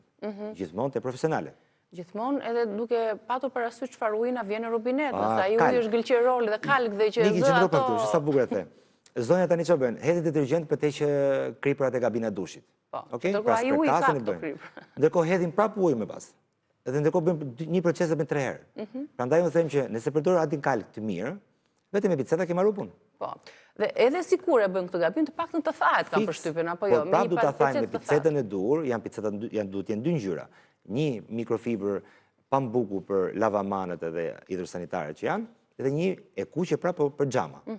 Se tualeti tani, me thënë drejtën, po e them kështu, është përdorur dhe është bërë dhe si zyrë. Ke njerëzit me libër, me telefon, me libër ku ta gjesh, po me telefon, me orë të tëra në tualet. Fiks është vërtet, kështu që kalojmë edhe shumë kohë tani. Duhet të higienik, duhet të pastër, të jetë një ambient i këndshëm. Duhet të jetë perfekt. Po që gjithsesi është i dëmshëm, se po bëjmë të djemt, sidomos me një familje të madhe, dhe kapaku i bides, sa herë që frekuentohet nga një person, duhet të ulur, ta ulësh edhe të shtypesh. Po, kjo është e vërtet sepse mikrobet përhapen në ambientin dhe mund të kesh një fuqe dhëmbësh, mund të kesh një gjë që mund ta përdorësh fytyrë ose diçka tjetër, edhe mund të marrësh shumë mikrobe dhe baktere me shpim. Po një biznes Po këto, se kam ca pyetje dhe ngacmime, këto qeset që vendosen nëpër tualetet e lokaleve, janë vërtet higjienike, duhet përdoren ose mund t'i marrim dhe me vete kur shkojmë për shembull? Po thua për qeset e bides. Qeset e bides, po. Janë, por ka qenë më shumë si trend në kohën e Covidit, nuk është janë edhe aq efikase. Mjafto që të jetë pastruar e mirë ke marruar punë. Ato janë sa për show ndonjëherë, që vendosin qese, dhe ko shikon nga nga tjetër që është merë. E kuptova. Doja të pyesja tani diçka në lidhje me frekuentimet e hoteleve. Dihet se kur udhëtojmë zgjedhja e një hoteli të pastër edhe të sigurt e të ketë atë shërbim është prioritet për çdo. Po ne ndoshta nuk e kemi akoma atë kulturën e duhur, sepse të kam parë shpesh që poston video, shisi e ka lënë hotelin filani, shisi është lënë ky hotel, domethënë shpesh edhe ti acarohesh, irritohesh me të drejtë. Tani, ndryshojmë shumë ne nga të huaj, vetëm ne shqiptarët i lëmë hotelet në gjendje skandaloze kur ikim? Unë nuk arrit ta kuptoj këtë gjë, sepse e bëjmë vetëm në vendin tonë. Ndërkohë jashtë nuk ka shans ta bëjmë këtë gjë, sepse në moment që ti le një dhomë në këtë nivel, në këtë gjendje, automatikisht e marrën dëmet, pra lekët nga dëmi që ke shkaktuar në dhomë. Pra jashtë nuk e bëjmë. Ktu tek ne kemi paguar dhe ne mendojmë që bëjmë çfarë të duam ne. Tani unë do doja që të ndiqnim disa video ku Gersi... Pra po çikosh ke bibilina tek komodina. Pra bilinat e fëmijëve. Po. Që është e frikshme. Këtu në Tiranë është kjo hoteli? Në Durrës. Në Durrës. Në Shqipëri me pak fjalë. Po çikosh të gjitha çafat e hedhura për dheta, mbeturinat me qesit të lënë aty. Pra është e vërtetë çdo gjë, sapo ka dalë klienti, Unë kam qelluar që bëj trajnimin në këtë hotel, kështu që është e frikshme. Shikoj. Pra bebelina, banane, është edukat, është kulturë kjo gjë, pra unë se kuptoj. Me vërtet njerëzit paguajnë për dhomën, për shërbimin, për akomodimin. E kanë këtë mendimi që unë jap lekët dhe bëj çfarë dua te ajo hoteli. Po ti mund ta lësh dhomën atë gjë. Se pari edukata e tyre që kjo që nga e tmeshme. Po. Është rënd, çfarë kanë thyrë këtu? Çfarë është bërë? Çka ka pas? Kjo është verë, nuk është gjak që mos treme njerëzit, pra kanë pirë verë, janë bërë tap në këtë rast. Kanë shkatruar edhe gjithë çafat që vera nuk lahet, nuk hiqet. Po. Pra po shikoni, është e frikshme. Kjo janë, sa ditë qëndrimi mund të ketë individi që ka... Klienti në rast në ky hotel kanë hetur 2 ditë brenda. 2 ose 3 mos gaboj. Dhe pa marrë shërbim fare, pra nuk ka lejuar të marrë dhe shërbim. Sepse kanë pyetur. Shikoj, është e frikshme. Me verë. Me verë, kjo është verë, po është verë. E çuditshme, e tmerrshme. Nuk mund veni të paguni një dhomë hoteli, pra njerëzit punojnë për atë gjë, ka shumë njerëz që punojnë që ta gjesh një dhomë në atë gjendje që ti e merr. Unë nuk kërkoj që ta lash ta pastrosh, po të paktën gjëra më kryesore, edukat do t'i marrin ti heqim jashtë. Dhe në ato që ti po komentoje, si mendoni të tregojmë edukatën tonë si popull në këtë gjendje, ku edhe vetë sanitaret nuk vlerësohen, po komentet që ishin pastaj në video. Ishte e frikshme. Unë Po nuk e mirë, di. ata që komentojnë, janë ata që i bëjnë dhe vetë. Ne të gjithë jemi të fajtorë për këtë gjë. Dhe shumica, domethënë, madje mund ta them pak bukur, menaxheri i këtij hoteli në rast ku ka parë komente, ka thënë vetëm një gjë, me tremb ç'a njerëzish do kemi këtë vit. Duke parë gjithë ato komente negative, pra me frikson fakti që çfarë na pret këtë vit që të vijë. Unë kam një pyetje. Ti kur je irrituar, ke parë këto pamje, a u interesove nëse ky personi që ishte në këto dhoma mund të ishte ndonjë personazh që mund ta njihje? Po, në 2 hotele, në 2 vite që kanë postuar, janë personazh publike, janë njerëz shumë të njohur, po ideja është që kur e bëjnë ata, imagjino çfarë mund të bëjë një i thjeshtë. Pra, do të jemi shembull. E unë beti respektin për ato njerëzit që... As bëhet fjalë që po. Edhe madje takoj shpesh, po. Nuk ke arritur që t'ia thuash? No. Apo nuk e din? E din, e kam parë, ato e din shumë. Janë personazhe të njohur, të tre hotelet që treguam. Të dy hotelet që treguam, personazhe të njohur që kanë lënë në këtë gjendje. Në dy raste. Si do t'i bëhet zgjidhje? Ti trajnon stafe. Po tani ideja që unë trajnoj në për hotele, po nëse nuk e kuptojnë shumica njerëzve. Çfarë shqetësime të tregojnë zonjat sanitare ose të ekipeve që ti trajnon, për shembull? Çka ç'a ndodh? Zonjat nga janë nuk kanë faj. Nuk kanë faj se domethënë kaq vite janë munduar që të bëjmë me mënyrën e tyre sikur pastrojnë shtëpi. Po ju ndi a vlerësojnë ato për këtë gjendje? Vlerësojnë. Menaxherët e hoteleve din gjendjen që gjenden dhomat? Patjetër që po. Dhe në rast konkret çfarë videosh bëj unë janë trajnime që janë pronarët ata që investojnë për stafin e tyre. Pra do të ishin shumë nga këta pronarë që të investojnë për stafin e tyre, që ti çojnë në një nivel që mos lodhen, të bëjnë punën më shpejt, të kenë materialet e duara dhe të paguhen mirë. Unë jam pro që të paguhen ata njerëz mirë, se vetëm po të shikosh ç'a heqin gjithë ditën nëpër hotele është e frikshme. Pra, nëse nuk e trajnon stafin që ta dinë nga ta bëj punën dhe të ketë materialet e duara dhe të paguhet mirë, unë nuk do punoja kurrë në një hotel që të malinte një klient edhe qoftë edhe VIP, që t'ja hiqen me durinat. Nuk duhet të ketë një rregullator se ti the që jashtë nuk kemi guximin ta lëmë kështu hotelin. Po këtu si funksionon? Nuk e bëjnë sepse të mos miki klienti. Dhe kodu t'jenë gjithë hotelet në këtë rast. Mund ta di sa është paguar për këtë dhomën që është në atë gjendje? Mos gabohesh 160 euro nata. 160 euro nata. Pra, ti mendon se ka nesër, e kuptoj, ka nesër me këtë logjikën që unë paguaj lekët dhe s'më intereson se... Unë paguaj paret në Gjojca, është e frikshme, pra mentalitet shumë rënd, unë paguaj paret, unë paguaj lekët. Dakor, ti paguan, po tregoj edukatën tate. Morë shërbimin e gjithë e gati, jo ta lash ta sistemosh, po lere deri diku të sistemuar nga ana e papastërtive që ke krijuar. Jo të lash të qafet e të marrësh plurat, se përgon një gjë tillë. Po, kjo ishte për ta ndarë dhe... Është si shkosh në restorant, pra, një të hash, të ushqesh dhe në fund fare ke pagu lekët, thye dhe pjatat, shkatror restorantin dhe ik. Po e vërtet, unë kam pagu lekët, thot ai. Pra, ky është mentaliteti jonë, është e frikshme. E qartë. Edhe shumë mirë që Edhe shumë mirë që e përmend dhe që i ke bërë ndër të vetmit që i ke bërë problem edhe në rrjetet sociale ku edhe ka masivitet njerëzish që qarkullojnë dhe që klikojnë. Do doja të dija tani kur ne zgjedhim një dhomë, se jemi vetëm në minutën e fundit. E shohim ashtu të sistemuar, të shtruar, të pastër. Tani çfarë duhet të shohim pas kësaj, sepse të kam vënë re që ke shkuar te ato përvajtje mbi piktura, çfarë detajet që bëjnë diferencën. Okej, ja shumë bukur nisi. Një hotel që ka standard duket që nga hyrja dhe parkimit. Pra, nga roja, nga recepcioni, si do të flasin, si do të komunikojnë dhe aty kuptojnë që ka dhe standard lartë. Nëse ti këto gjëra nuk shikojnë që nga momenti i parku futesh, mos prit gjesh dhom pastër. Qartë. Këtë e harrojnë shpeshherë. Pra ti futesh edhe recepcionin e ke me kokë poshtë në telefon. As nuk shikon se kush ka. Vetë kësaj, se shërbimi është emra akilit, dhe kemi thënë. Aty kuptojnë që nuk është staf i trajnuar, nuk është staf që është profesional. Nëse hyn me një dhomë mbrapa pastaj që ti shikon vetëm çarçafin të rregulluar edhe të krevatin e bukur, mjafton që të pak kokën poshtë krevatit, lëvizësh komodinat, lart prizat ato që janë prizat që kasat e prizave lartë, po fiks, kalkun e tualet, mjafton të nizin blicin e telefonit, dhe të shikoni tek, jo të pasyra, tek gabina e dushit, e ke gjithë kalk. Po. Ajo zgara pileta e ujtit, po ta heqesh, ta ngresh në herë, mund të t'i ndarruar edhe 2 vite fije floku brenda. E kuptova, pra nuk është dhe aq që i gjenë siç duket. Jo, këto duhet shohin. Për detajet. Këto duhet shohin. Dhe unë i shoh shpesh, si puna ime ka shumë njerëz që më çojnë video pafundë dhe çdo vend botës më çojnë video. Se më shohin që bëj këtë gjë dhe më çojnë dhe shohin këto detaje që shohun. Pra ka klientë që i shikojnë. Dhe nëse do të marrësh një review të mirë, duhet shikosh detajet e vogla dhe jo vetëm shtrosh. Po, që të mos i marrim klofotestikun dhe çarçafët me vete, siç bëjmë shpesh për shkak. Edhe kjo ndodh, edhe kjo ndodh. Edhe kjo ndodh nga meraku dhe nga mosbesimi. S'kam faj, me këto që shohin. Unë të motivoj të vazhdosh ta bësh. Shumë faleminderit, unë do vazhdoj ta bëj, unë kam punë, ju e dini, kështu që për të hapur dhe të çelur problematika të tilla që ato duke u thënë, duke u stërthon, pse jo edhe ndërgjegjësohemi. Edhe inshallah ndryshojnë. Pak në këtë sezon kemi njerëz që ta kuptojnë çfarë është turizmi dhe sa njerëz punojnë që lodhen nga mbrapa. E vërtet, çfarë fshihet pas kësaj. Të falenderoj shumë. Shumë punë të mbarë, ndërkohë ka publicitet. Po jemi gati, do të flasim për gjëra çik më të bukura, tani për bimët, lulet e shtëpisë, nga edhe brenda në tualet, por edhe brenda dhomës së gjumit. Shihemi pas publicitetit.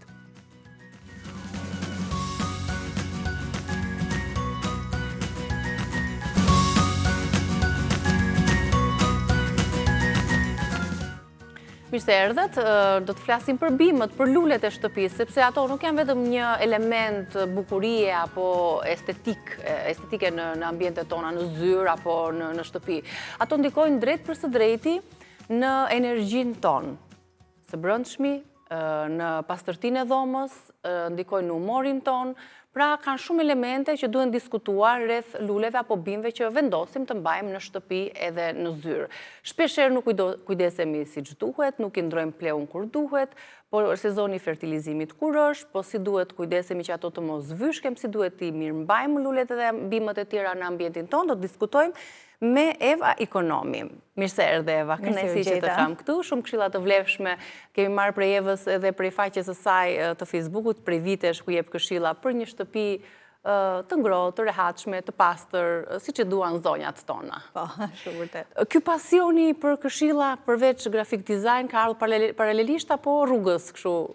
Në fakt, ka qenë më përpara. Më përpara? Më përpara. Që e vogël. Për të pasur një shtëpi të rregullt sidomos, duke pasur një shtëpi me ambient të vogël dhe me shumë pjesëtar në familje, detyrimisht lind nevoja që të gjejmë mënyra se si të jetë shtëpia sa më e rregullt. Po.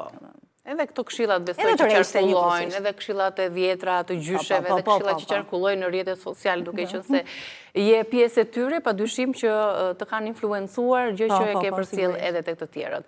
Unë doja të flismë sot për lulet faktikisht, lulet e ambienteve dhe bimët e ambienteve të brendshme, të cilat tani është më sezoni se kur për ti organizuar, ndruar, për të hequr ato gjethet, ato pjesët që s'mbajnë më, pse na vyshken shpesh, pse nuk arrim ti mbajmë dot lulet e ambienteve të brendshme.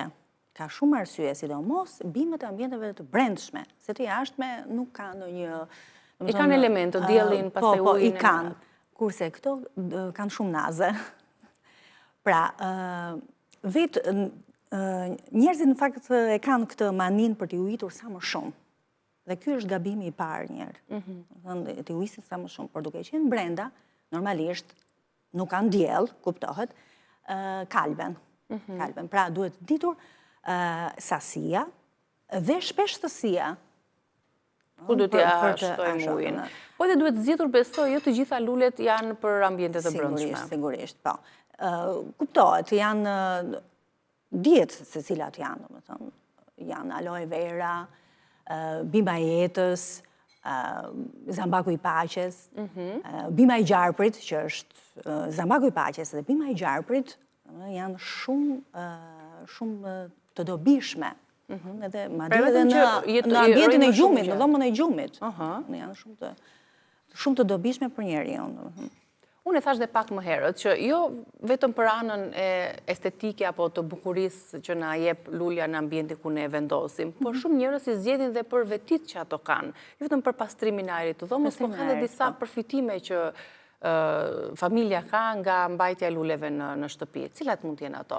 Tani, unë kam thënë, domethënë në videot e mia, që sipas praktikës Feng Shui, thonë që duke pasur këtë lloj bime, duke futur këtë lloj bime brenda në shtëpi, do të bëni të pasur. Po kjo është, domethënë sipas një praktike të vjetër të lashtë kineze, nuk është se do të bien para nga qielli, kuptohet? Ne afirmojmë, manifestojmë atë gjë, pse jo? Natyra njerëzore gjithmonë ka qenë jetë e modë, domethënë që të japi një ngjyrim mistik gjërave që nuk i shpjegon dot. Por ana shkencore, na vjen në ndim, deri në një farpike. Sepse, po t'i di njeriu të gjitha. Tani, këto bimët e ambienteve të brendshme, po dhe ato të jashtmet.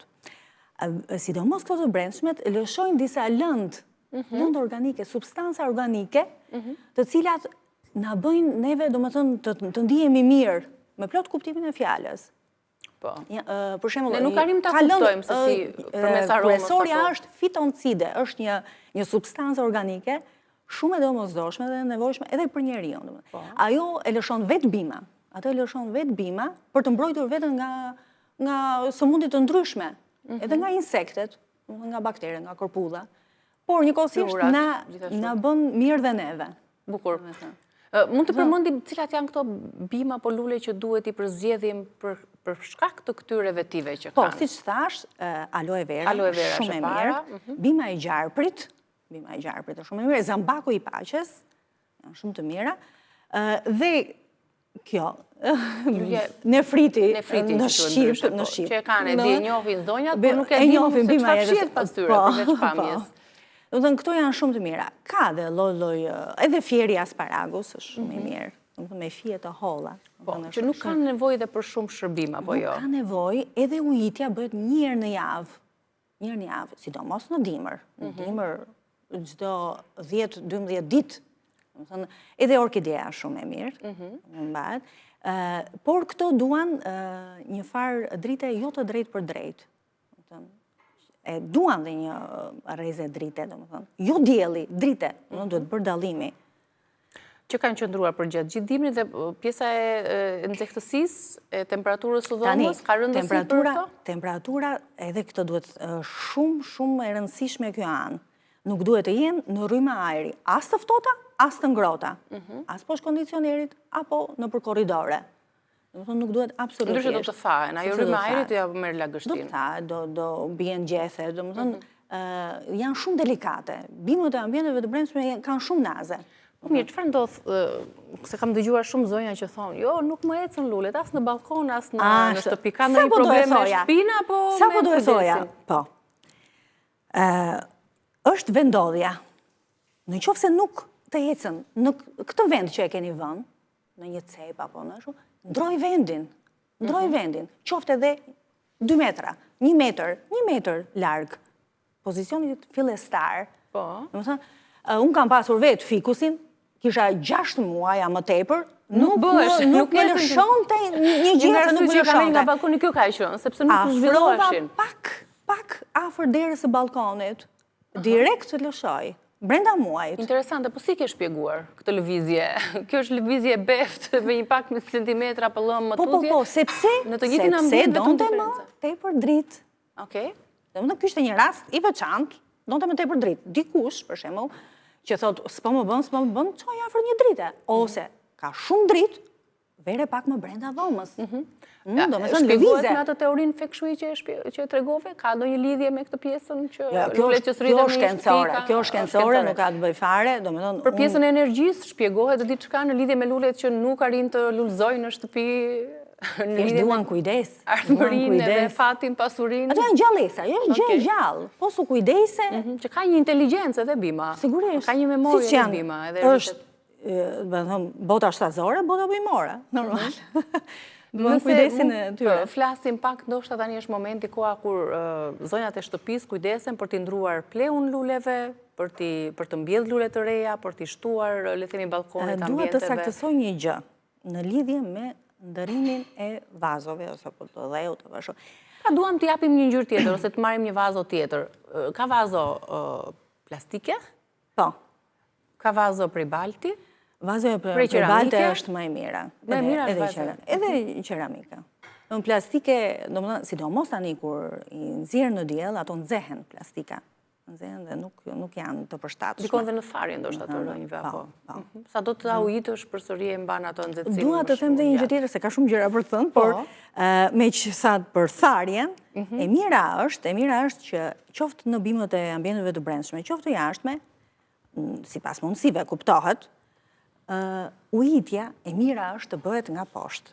Pra, i vendosin në një pjatë, apo tas, apo çfarë ndodhoj gjë tjetër, dhe vendosin ujin këtu, që ta marri sa të doj vetë rrënja e bimës. Jo t'i hedhim sipër, se fahet. Sepse jo, kalbet.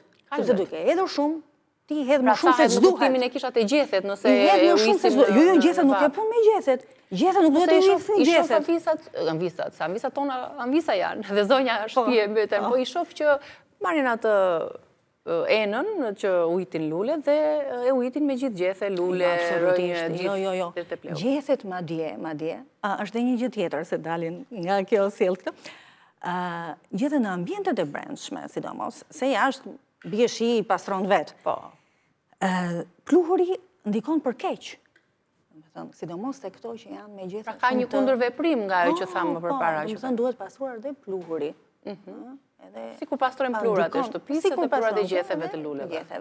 Pra, edhe ujë tani, po i vure ujë gjetheve, bima do të rënja ujnë, nuk e do të gjetja. Po jo vetëm edhe ujnë, po edhe të gjitha vlerat që ka pleu për të arritur edhe zhvilluar atë. Gjithçka ndodhte te rënja. Nga rënja pastaj kalon te kërceli, gjithë vlerat ushqyese, gjithë çfarë ka, domethënë edhe pleun që e hedh këtu, nuk e hedh gjësja. Pra, kanë atë mbajtjen e tyre, kanë ato gropëza të cilat ndikojnë edhe për ideja është që vazoja të jetë, domethënë dheu të jetë poroz, pra të mos jetë si balt. Shpesh duhet ndruar dheu, pleu i luleve. Nuk ka punë me shpeshtësinë, domethënë. Ajo e shef, nëse dheu është poroz, nuk e pse e ndron. Kullon ujë, kullon në rregull, domethënë të ketë sa më shumë vrima vazoja poshtë. Dhe ujë që ja dhe poshtë e merr sa të doj vetë bima. Sa ka nevojë. Sa ka nevojë, domethënë. Sepse po ja hodhe kështu, e bën balt këtu. Po çfarë ndodh për shembull, ne shtojmë ujin nga sipër dhe uji qëndron 2 gishtë mbi të. Që tregon që është e ngopur bima. Është e ngopur dhe kalbet. Dhe jo vetëm kalbet, bien gjethet, edhe myket. Fillojnë, domethënë, bëhet terren për insekte pastaj. Po. Përhapja pastaj në ambient, në dhomë, edhe aq më keq pastaj të bimët, jo vetëm të jashtme, por të brendshmet që pastaj të merresh dhe me insektet. Atëherë do ndrohet patjetër vazoja me dheun dhe flehtë të ri, domethënë që përsa i takon pjesës së fertilizimit, kur duam që t'i ndrojmë dhe t'i japim më tepër jetë. Po, fertilizimi. Tani në pranverë. Tani është po e duhur që duhet t'i mbjellim, të sjellim vazo t'i ndrojmë nëse duam, të zëndësojmë ato me vazo të reja. Si bëhet ky proces? Procesi thjesht kur ndron vazon, do ta ndrosh vazon apo dheun, që të rigjenerohet ashtu. Nëse ka nevojë, nëse ajo është në rregull, është poroz maksimal, po, nuk e pse, domethënë. Kujdesi maksimal që duhet kemi ne për ta ndruar pleun. Kemi paldoreza. Mund na shpjegosh Eva më mirë dhe duke demonstruar e kuptojmë më qartë dhe është më interes për nuk ka ndonjë shumica e dinë. Po, patjetër, por ka ndonjë gjë për tu zonja të reja që duan të mbushin balkonin apo ambientet e brendshme me lule. Edhe përveç se, siç e thash, nuk janë vetëm një element dekorues, por janë një element shumë i rëndësishëm për pastrimin e ajrit, për pastrimin e ajrit dhe për jo vetëm kështu, se e ndalova atë pjesën që doja të shpjegoja nga ana shkencore, se thonë sjell para. Po, cilat lule na sjellin para? Ka një lule që para. Nuk është puna se sjell para. Njeriu bëhet më produktiv, sepse ndikon në sistemin nervor të trurit, domethënë në sistemin nervor bimët. Ajo që thash para, ajo substanca, plus kanë dhe vajra aromatik. Për shembull, edhe kur kalon për shembull në një pyll me pisha që thuhet, ndjeva mirë. Nuk është se ece, apo muskujt, apo tjera që thonë ashtu. Nuk është vetëm ana fizike, por është edhe ana e trurit. Pra, rritet produktiviteti, ke më shumë përqendrim, domethënë lidhet me sistemin nervor. E qartë, absolutisht, nuk e morëm në vesh në shpjegimin e parë. Se këtu duhet të dalë, duke pasur produktivitet, jemi përqendruar më shumë, jemi aktive dhe normalisht që je gjithçka do të ecë mbar, do të shkoj përmbar. Kjo është ana indirekte. Absolutisht. Praktika të tilla janë, nuk të vjen çdo gjë kaq lehtë. Po. Duhet me punë me përpjekje. Ndryshe do kishim mbushur studio dhe shtëpi plot me lule. Le të tregojmë tani procesin e ndrimit të pleut. Kjo është pak e shkëputur, po s'ka problem. Më mirë për ne që mos ta haj shumë kohë. Pra, zakonisht, kur është, se kjo që ka shumë mirë, është poroze, domethënë dheu nuk është, shikoni, nuk është i kalbër, nuk është i balt, domethënë, është i shkrifet. Është i shkrifet dhe kur është i shkrifet shumë mirë. Kjo nuk ishte nevojë që të pastaj pas rënjë të vogla. Pra, rënjët dhe rënjët nuk janë të kalbura, se këtë ndesha të vjen në dukje, domethënë janë shumë të mira. Pra është ujitur mirë. Kjo pak rënjka, domethënë nuk ka lëshuar shumë. E keni ujitur në fakt një periudhë, e shoh që ka një çik. Kjo që shihni këtu është myk. Tash që po e shoh, ja. Po. Ka qenë një periudhë, qoftë edhe më përpara, që i keni ujitur shumë. Dhe ajo ka krijuar dhe ka qëndruar këtu. Një gjë e mirë, me që arritëm të nxjerrim ka pleu, si mund të largojmë si ta largojmë? Tash kjo duhet pastruar, domethënë duhet kemi një si tip furçe që kemi vetëm për këtë gjë. Vetëm për bimët. Sepse myku përmes sporeve përhapet. Domethënë dhe këtë e bën tani me sot buke. Po.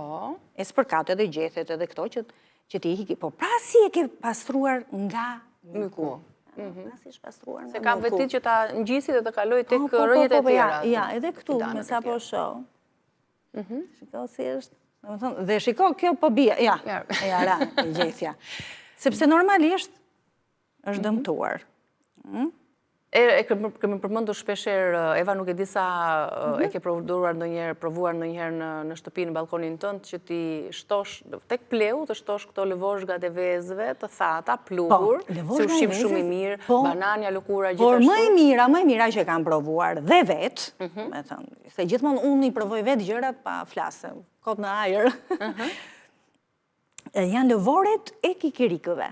Lëvoret e kikirikëve, interesante. Kam bërë dhe video në lidhje me këtë. I thanë ato i bluan edhe ja shton si ple, Jo, si që i hap ato kikirikun që do e hash, ruaj lëvoret dhe verin edhe, do me thënë këtu, edhe i përzjen, qofte edhe ashtu si që janë, po duan më shumë kohë që të shpërbëhen. Pra ne më mirë i thërmon me duar, si që... Shumë interesante. Në ato moment, do me si që i hanë ato kikirikët, lëvoret i ruan edhe i... E ndihmon lulen të rritet, të zhvillohet? Zhvillohen shumë. Ato që kam në shtëpi, për shembull, edhe ato jashtë që kam në balkon, janë zhvilluar goxha. Një element pa kosto, një ple organik i thjeshtë aty ku e keni, në pa e ndruar. Edhe lëvozhgët e vezëve janë shumë të mira, lëkurët e bananeve, po lëkurët e bananes duhet coptuar tharë? Duhet coptuar për më shpejt, për të shpërbërë më shpejt, dhe në një enë me ujë duhet lënë 24 orë. Të lëshoj, dhe ato ujë e përdorim. Vetëm gjithë natën, për shembull. Dhe ato ujë e përdor si për të ujitur lule, domethënë me edhe për fytyrën e kemi dëgjuar që është shumë e mirë. Kështu që edhe kafja është e mirë. Edhe kafja. Kafja është e mirë për lule borën, për shembull, edhe për orkiden. Bukur fort. Është shumë e mirë. Pra, me që lam këtu, tani, pra, kur hiqni bimën, duhet me kujdes rënja. Dhe duke bërë këtë gjë, se kjo doli vetë, duhet që me një lopat të vogël, duhet hequr anësoret e vazës. Që mos të puten fillimisht rënjët. Rënjët, sepse kjo ishte delikate. Nga myku është bërë. Po nga myku e ka dopsuar, pa tjetër që ka dopsuar. Dhe rënjën e gjethet. Duke mbajtur kështu pasaj, do me thënë, del vetë pasaj. Nga pesha do të bjerë. Kalop del vetë dheu. Dhe pasaj vendos në një vazo më të madhe. Më të madhe, se nëse rritet bima më shumë. Është dhe një gjë tjetër, se fjalla se edhe fjallën. Pra, bima, në qoftë se ka kohë që nuk rigenerohet, nuk dalin gjethet të reja, kështu, ka do një vazo më të madhe. Ka nevojë për një vazo më të madhe. Disa arsye, duhet ta lexojmë, na flet bima vetë. Shkaqe që, do me thonë, qojnë në një bim jo të shëndetshme. Në duhen ditur këtë të gjitha. Pa tjetër. Falenderoj shumë për këshillat, edhe për përgëzime për pasionin që ke, përveç se natyrës dhe profesionit si grafik design, edhe me këto këshilla janë shumë të mirëpritura në studion ton, sa herë të kemi dhe të keni ju gjëra të reja për t'i ndarë me publikun ton. Faleminderit shumë edhe një herë. Ne ju falenderojmë për gjitha, le themi, orët që keni qëndruar minutat përballë ekranit të Report Televizion dhe për gjitha këshillat që ju kemi dhënë, mund t'i gjeni patjetër në kanalin ton në YouTube Reze Dielli. Mirupafshim, shihemi nesër.